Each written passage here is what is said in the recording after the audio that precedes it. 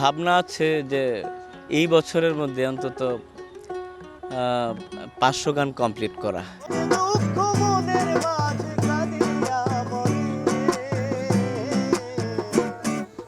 পরকে আপন মানি আমি কেমন করে, হায় হায় পরকে আপন মানি আমি কেমন করে।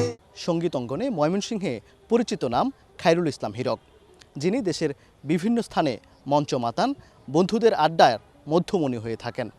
স্থানীয়ভাবে তিনি পরিচিত হীরক সিঙ্গার নামে। আমরা আজ আড্ডা দিব, গল্প করব এবং তার সুরের ভেতরের গল্প জানার চেষ্টা করব। হীরক, আপনাকে স্বাগত জানাচ্ছি। এই ঈদে আসলে ব্যস্ততা কেমন যাচ্ছে?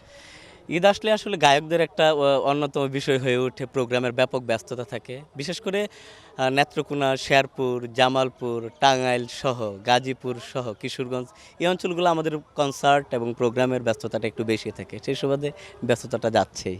হীরক, আপনার গানের প্রতি আগ্রহ এবং শুরুটা কিভাবে হয়েছিল আসলে? তৃতীয় শ্রেণীতে যখন পড়ি তখন হচ্ছে যে আমার পাশের বাড়ির একজন কাকা আছেন, উনিও গান করে থাকেন।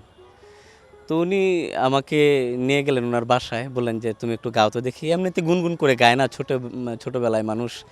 তো সেই প্রেক্ষাপট থেকেই উনি আমাকে নিয়ে গেলেন, আমি গান করলাম। দেন উনি বললেন যে ভালো একজন উস্তাদের কাছে যাও। ফারুক হাসান নিখু স্যারের কাছ থেকেই আমি স্কুল লাইফ থেকে তালিম নেওয়া শুরু করি। স্কুল লাইফ, কলেজ লাইফ, বিশ্ববিদ্যালয়ের লাইফ শুরু করে লাইফের এই যে পড়াশোনার সময়টা ব্যাপকভাবে তালিম নিয়েছি, সেই সাথে গানকে নিয়ে এগিয়ে যাওয়ার জন্যে নিজে লেখা, সুর করার কাজ করেছি, বিভিন্ন মঞ্চ, স্টেজ পারফর্ম করার চেষ্টা করেছি।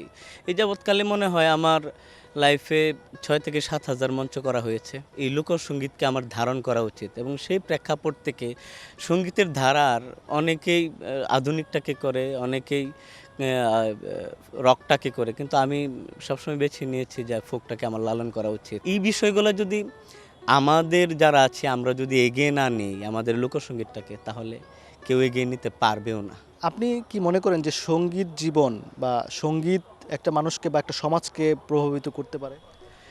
আমি নিঃসন্দেহে বলি, সুর এবং সঙ্গীত সবসময় একটা সমাজের ধারাকে প্রভাবিত করতে পারে। আমরা সবসময় চেষ্টা করি যেইখানে অসঙ্গতি রয়েছে সুর দিয়ে সেটা প্রতিবাদ করার চেষ্টা করি, সমাজ পরিবর্তনের চেষ্টা আমরা সবসময় করি। আপনি বিভিন্ন জায়গায় গান মঞ্চ মাতান, তো মানুষের প্রতিক্রিয়া বা দর্শকদের প্রতিক্রিয়া আপনার কেমন পান, কেমন লাগে? প্রত্যেকে আমাকে চিনে হীরক সিঙ্গার নামে।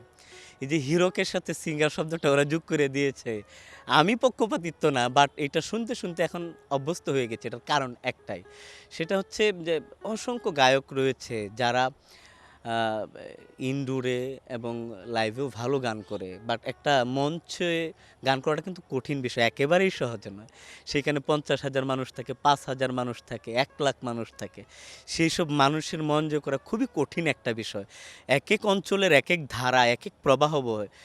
ওই অঞ্চলের মানুষ কী ধরনের গান পছন্দ করে। তবে আমার সবচাইতে ভালো লাগার বিষয় হচ্ছে যে আমার নিজের কাছে, যে আমি যদি নেত্রকোনা যাই, ওখানে ফোক গানটা ব্যাপক শুনে, তখন কনসার্টের ক্ষেত্রে আমি ফোক গানটাকে ব্যাপক প্রায়োরিটি দিয়ে তখন এটাকে প্রেজেন্ট করার চেষ্টা করি। কোথাও হচ্ছে আধুনিক গানটাকে নিচ্ছে, তখন আধুনিক গানটাও করার চেষ্টা করি।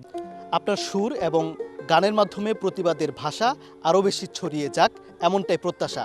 আমরা আজকের আড্ডা শেষ করতে চাই একটি গান দিয়ে। জীবন খাঁচা শূন্য হবে পাখি বিহনে, কারো পাখি আগে যাবে, কারো পাখি পরে। আশার তরি ধরে রাখি, আশার তরি ধরে রাখি, শূন্য ভুবনে পাখি বিহনে।